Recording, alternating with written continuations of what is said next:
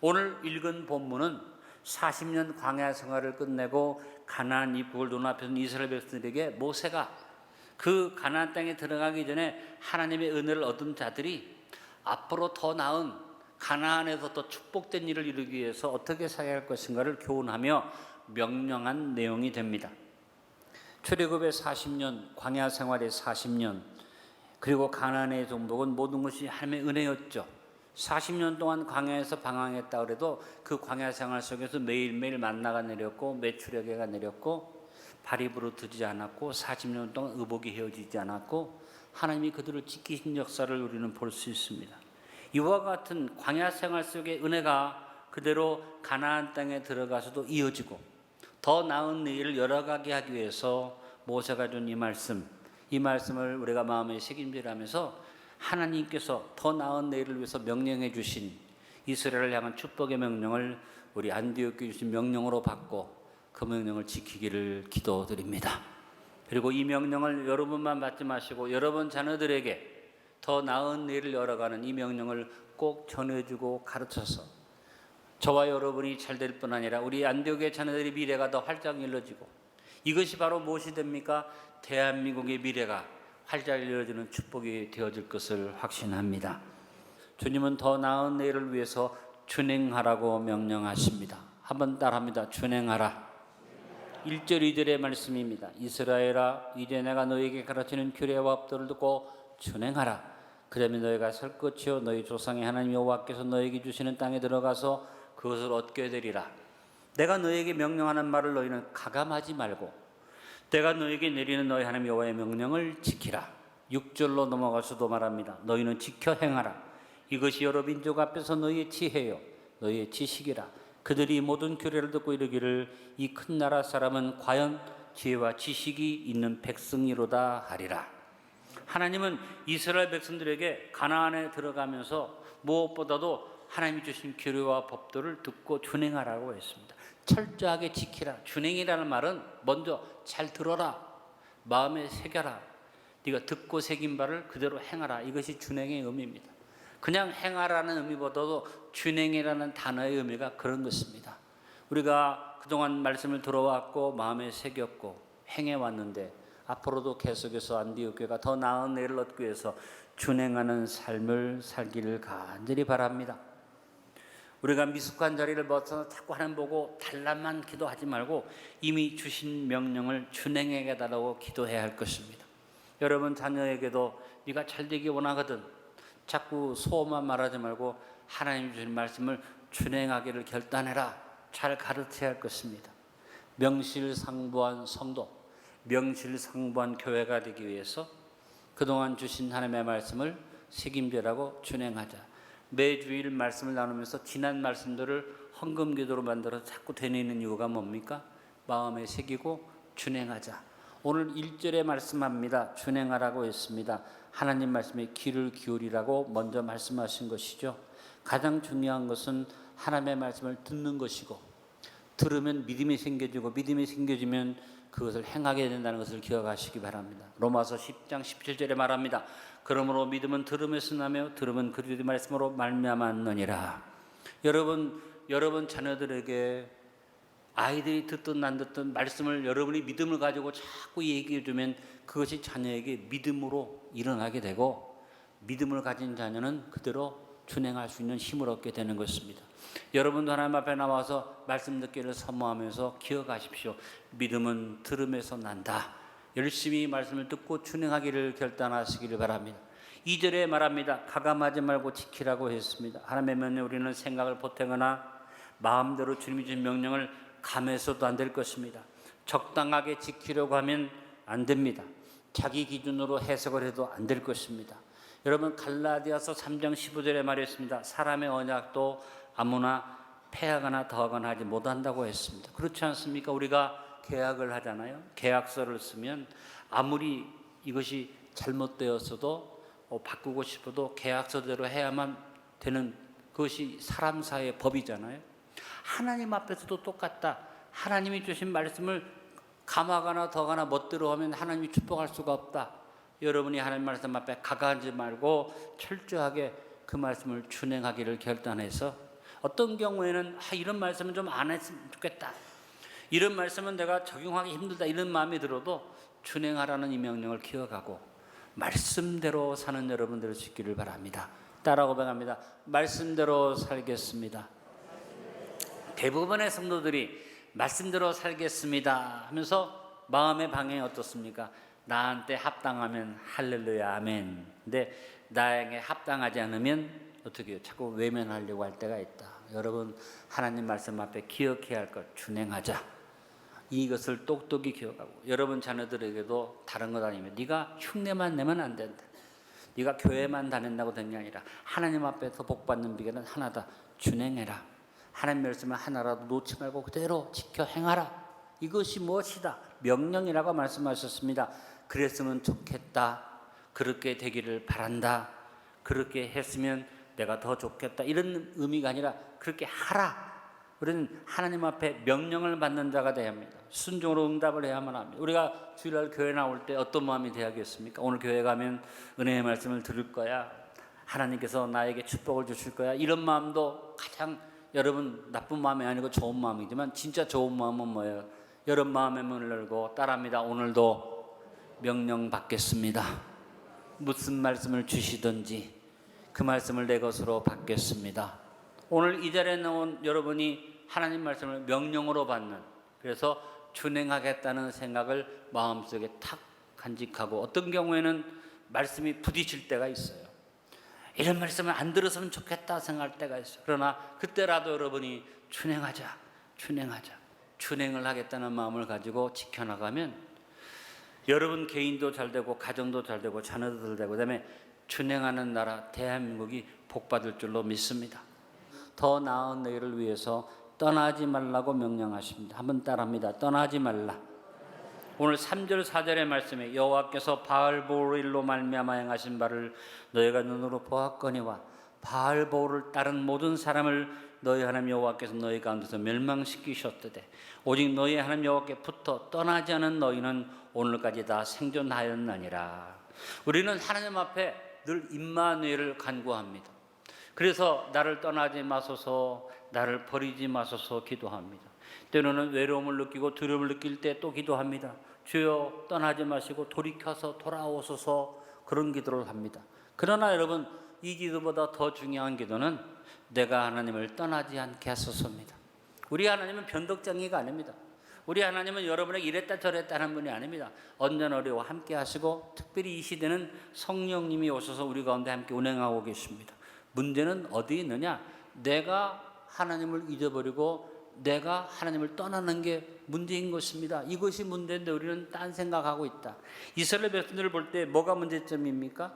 이스라엘 백성들이 진행하는 과정에 하나님이 함께 하셨어요. 매일매일 만나를 내려주셨어요. 매일매일 그들을 지키시고 불기둥 구름기둥 인도해 주셨어요. 하나님이 함께 하셨어요. 그런데 이스라엘 백성들이 하나님이 함께 하심에도 불구하고 자기들이 하나님을 떠나서 바알보를 섬기는 자리에 가고 하나님의 임마누엘을 자기들이 거부했기 때문에 하나님이 진노하시고 하루에 24,000명이 연병으로 죽는 무서운 재앙을 내리신 거죠.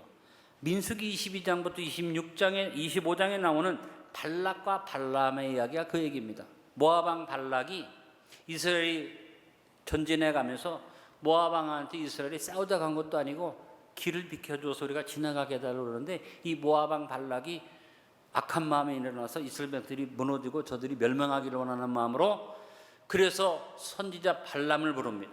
자, 발락이 하나님을 모르는 자가 아니라 하나님의 역사하심을 알기 때문에 선지자를 불러서 그 선지자 보고, 야, 네가 하나님 앞에서 이스라엘을 저주해라. 발람 선지자는 그가 선지자이기 때문에 이스라엘 백성들이 하나님의 백성임을 압니다. 하나님이 저들을 축복하신 걸 압니다. 그럼에도 불구하고 발락이 큰 물질을 주니까 눈이 어두워서, 그래서 이스라엘 백성 앞에서 입을 열어서 저주를 퍼붓는데, 여러분, 하나님께서 발람이 저주할 때마다 그것이 축복으로 나가게 역사하십니다. 그러니까 발락 왕이, 야, 너 저주하라는데 왜 자꾸 축복하느냐 하니까 발람 선지자가 어떻게 하지 말습니까? 왕이여, 하나님의 백성입니다. 건드리지 맙시다. 이게 아니라, 나도 축복을 안 하고 저주를 붓는데 입에서 자꾸 축복이 나간다. 그러면 이렇게 하자 하고 꾀를 냅니다. 어떻게? 이스라엘 사람들을 초청을 하자. 우리 친한 좀 화목하고 잘 지내 초청을 해서 잔치를 벌이고 모압의 여자들이 유혹을 하게 해가지고 이스라엘 남자들과 모압 여자들이 혼음하게 만들자. 그래서 이스라엘 백성들을 초청을 하는데 이스라엘 사람들이 초청받아 가지 않아야지 되는데 하나님을 떠나고 우상을 섬기는 바알의 신당에 같이 가서 같이 음식 먹고 또 취해서 정신이 혼미해지기 때문에 모압의 여자들이 와서 유혹할 때 넘어가가지고 혼음을 했어요. 그 발람 선지자가 자기 꾀대로 된 것을 기뻐하고 발락 왕이 야 이제 하나님이 저들을 멸할 거야. 아니나 다를까 2만 5천 명이 하루아침에 2만 4천 명이 연병으로 죽는 일이 있었습니다. 그러나 하나님이 그 다음에 하신 말씀이 뭡니까? 그러나 여호와를 떠나지 않는 사람들, 그들의 유혹에 넘어가지 않고 여호와를 떠나지 않는 사람들은 하나님이 지키고 축복했다는 것입니다. 여러분, 우리가 중요한 건 뭡니까? 하나님 어디 가셨습니까? 아닙니다. 우리가 하나님을 떠나지 않기를 기도하고 하나님 앞에 떠나지 않기를 최선을 다해야만 합니다. 그래서 기도 생활이, 찬양 생활이, 예배 생활이 그냥 일상생활 하다가 내가 기도해야지 찬양해야지가 아니라 우리 일상이 예배가 되게 하자. 우리의 기도와 찬양이 습관이 되게 하자. 그래서 여호와를 떠나지 않는 백성으로 서게 되기를 간절히 바랍니다. 여러분 자녀들에게 야 네가 시간 내서 교회 가서 일주일에 한 번이라도 예배 드리자 이렇게 해서는 여러분 자녀가 다른 믿음을 가질 수가 없습니다. 야 네가 먹든지 마시든지 하나님이 너와 함께 하시니까 너도 하나님을 안 떠나지 않는 사람 되기 위해서 네가 기도생활 습관화하고 찬양생활 습관하고 예배자로 살아가라고 여러분 가르쳐야 하는데 우리의 가르침부터가 잘못될 때가 돼. 자기 자신이 그렇지 않기 때문에 여러분 여름 명심하시고 명령을 지키시기 바랍니다. 떠나지 말라. 여러분이 항상 하나님의 법도와 규례를 떠나지 않고 이미 하나님 나와 함께 하고 계시기 때문에 그 두려워하지 말고 임마누엘을 확신하고 성령님이 함께 하심을 믿으면서 떠나지 않기를 결단하는 아름다운 삶을 살아 더 나은 내일을 열어갈 수 있게 되기를 바랍니다. 같이 한번 고백해 봅니다. 지혜를 행하라. 5절에 6절입니다. 내가 나의 하나님 여호와께서 명령하신 대로 규례와 법도를 너에게 가르쳤나니 이는 너희가 들어가서 기업으로 차지할 땅에서 그대로 행하게 하려 함인즉 너희는 지켜 행하라. 이것이 여러 민족 앞에서 너희의 지혜요 너희의 지식이라. 그들이 이 모든 규례를 듣고 이르기를 이 큰 나라 사람은 과연 지혜와 지식이 있는 백성이로다 하리라. 여러분 하나님의 법도와 규례가 바로 우리 인생의 지혜와 지식이 된다는 것입니다. 이미 이것들을 하나님 이스라엘 백성에게 주셨습니다. 야 너희가 가나안에 들어가서 다른 생각하지 말고 다른 지혜 구하지 말고 내가 너희에게 말한 그대로 네가 받은 그대로 행하는 것이 지혜를 행하는 것이다. 그러면 사람들이 너희들을 보고 야 정말 지혜의 백성이라고 너희를 칭송할 것이다. 이것이 하나님께서 모세를 통해서 이스라엘 백성에게 주신 명령입니다. 여러분 우리는 어떤 일을 당할 때마다 지혜를 구합니다. 하나님 지혜를 주십시오. 또 어떤 경우에는 우리 자녀들에게도 하나님 지혜를 부어주십시오. 그러나 여러분이 지혜를 구하지 말고 지혜를 주신 것을 확신하고 감사하시길 바랍니다. 이미 하나님 나에게 지혜를 주셨습니다. 가나안에 입국하기 전에 이스라엘에게 미리 법도기를 주셨듯이 우리에게 참된 지혜 되시는 예수님이 우리 가운데 오셨고 그 예수님에게 지혜의 말씀을 주셔서 우리는 주님을 따라가고 있고 우리가 지혜를 얻은 백성이기 때문에 성령님이 지금 우리 가운데 와서 역사하고 계신 줄로 믿습니다. 그러므로 여러분이 하나님의 지혜가 이미 나에게 주어졌음을 믿으시기 바랍니다. 이스라엘에게 주어지는 하나님의 법도와 규례는 현실에만 적용되는 것 아니라 내일을 위한 예비하심이었습니다. 이 말의 의미는 뭡니까? 너희가 가다가 갈 길을 모를 때, 너희가 가다가 어찌할 바를 모를 때 괜히 다른 데 귀 기울이지 말고 지혜 달라고 말하지 말고 이미 내가 너희에게 준 말씀대로 그냥 말씀을 행하는 게 아니라 그것을 지혜로 삼고로 행하라. 여러분 당장 주어진 오늘의 현실에 딱 맞는 세상의 지혜가 있지만 세상의 지혜를 따라서 살려고 생각하지 말고 어떻게 할지 모르는 막막한 상황을 만날 때 여러분이 마음의 믿음을 가져야지 됩니다. 하나님의 말씀이 지혜입니다. 하나님의 명령이 지식입니다. 지금 안 될 것 같아도 지금 막히는 것 같아도 말씀대로 살겠습니다 하고 여러분이 그냥 아이고 말씀대로 살려니까 내가 해봐야지가 아니라 그때 고백해야지 됩니다. 지혜를 행합니다. 지혜를 행하게 하소서. 여러분에게 주어진 지혜를 여러분이 스스로 잘못된 것으로 만들든지 지혜가 아닌 것처럼 만들면 안 됩니다. 이미 여러분은 지혜를 얻은 자녀들입니다. 여러분 자녀에게 이걸 가르쳐야지 됩니다. 야, 너는 지혜가 필요 없는 사람이야. 새로운 지혜가 필요 없어. 이미 너는 하나님께서 지혜를 준 사람이야. 하나님의 성령께서 함께하는 사람이야. 이제 아닌 것 같고 틀린 것 같고 이것이 적용이 안 되는 것 같아도 두려워하지 말고 말씀대로 살아. 지혜를 행해. 그러면 길이 열려지고 축복이 나타나. 이걸 가르쳐야지 될 줄로 믿습니다. 여러분이 새로운 것을 구하기보다 이미 주신 말씀들을 붙잡고 말씀대로 삽시다. 말씀대로 행합시다. 그래서 말씀대로 행하면서 될까? 안 될까? 이것이 맞을까? 틀릴까? 이렇다 생각하지 말고 딱 말씀은 지혜야. 내가 말씀대로 사는 것이 바로 지혜를 행하는 일이야. 이 믿음을 가지고 이 명령에 순종하시기 바랍니다. 주님은 더 나은 내일을 이루기 위해서 가까이 하며 섬기라고 명령하십니다. 따라합니다. 가까이 하며 섬기라. 7절로 9절입니다. 우리 하나님 여호와께서 우리가 그에게 기도할 때 우리에게 가까이 하심과 같이 그 신이 가까이 함을 얻은 큰 나라가 어디 있느냐? 오늘 내가 너에게 선포하는 율법과 같이 그 규례와 법도가 공의로운 나라가 어디 있느냐? 오직 너는 스스로 삼가며 내 마음을 힘써 지키라. 그리하여 내가 눈으로 본 그 일을 잊어버리지 말라. 내가 생존하는 날 동안에 그 일들이 내 마음에서 떠나지 않도록 조심하라. 너는 그 일들을 내 아들들과 내 손자들에게 알게 하라.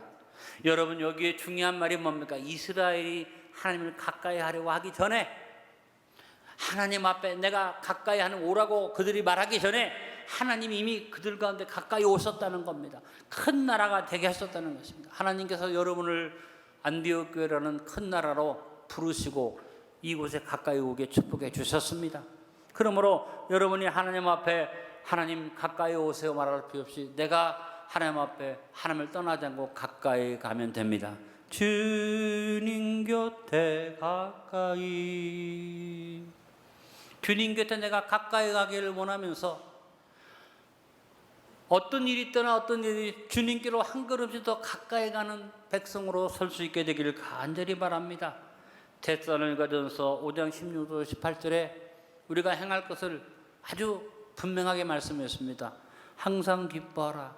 쉬지 말고 기도하라. 범사에 감사하라. 이것이 그리스도 예수 안에서 늘려가신 하나님의 뜻이니라.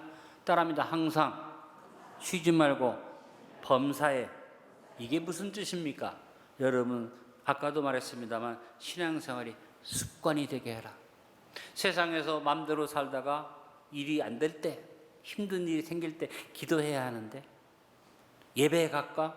금식할까? 이런 신앙생활이 아니라 세상에서 일이 잘 되든지 안 되든지 여러분 습관 자체가 항상 여러분의 습관이 기도가 습관, 찬송이 습관, 예배가 습관. 그래서 하나님 앞에 기도하고 찬송 드리고 예배 드리는 일이 자동이 될 수 있기를 간절히 바랍니다. 오토매틱이 되게 할 수 있기를 간절히 바랍니다. 예수님이 본을 보여주셨어요. 이것을 어떻게 보여주셨습니까? 누가복음 22장 39절에 주님의 습관을 본을 보여주셨습니다. 예수께서 나가사 따라합니다. 습관을 따라 감난산에 가심에 제자들도 따라갔더니 예수님이 어쩌다가 야 산에 기도하러 가자가 아니라 예루살렘에 가기만 하면 가서 기적을 행하고 놀라운 일을 행하기만 하면 또 가서 말씀을 전할 때 거부를 당하고 돌을 맞을 만큼 어려운 일을 당한다 할지라도 그렇게만 하면 항상 예수님의 습관은 감람산에 가서 기도하는 것이 습관이었다. 안디옥 교회 성도는 삶에서 주님을 가까이 함이 습관이 돼서 뭘 하든지 어디에 가든지 기도가 자동이 되고 찬송이 자동이 되고 예배가 자동이 되는 그런 삶을 이루어갈 수 있기를 간절히 바랍니다. 마귀는 우리가 이렇게 습관을 할 때 와서 뭐라고 말합니까? 야, 그 형식적인 거야. 네가 그렇게 시간 정해서 날짜 정해서 예배드리고 찬송 이거 다 형식적인 일이야. 그는 형식적인 일이 되니까 억지로 하는 거야. 아니요. 여러분, 여러분의 삶의 거룩한 습관이 뭡니까? 하나님 앞에 가까이 가기 위해서 정해진 시간에 정해진 장소에 여러분이 끊임없이 하나님 앞에 나가는 것은 영적 행위지 그것이 형식이 아닙니다. 마귀에게 넘어가지 않기를 간절히 바랍니다. 여러분, 마귀가 와서 너 그 형식이야, 너 그거 잘못된 거야. 그냥 네가 마음을 다하면 되는 거야. 말할 때 우리가 거기에 속아 넘어가서 정해진 시간이나 정해진 어떤 규례를 따라 하지 않고 마음을 내가 해이하게 만들면 어떤 일이 벌어집니까?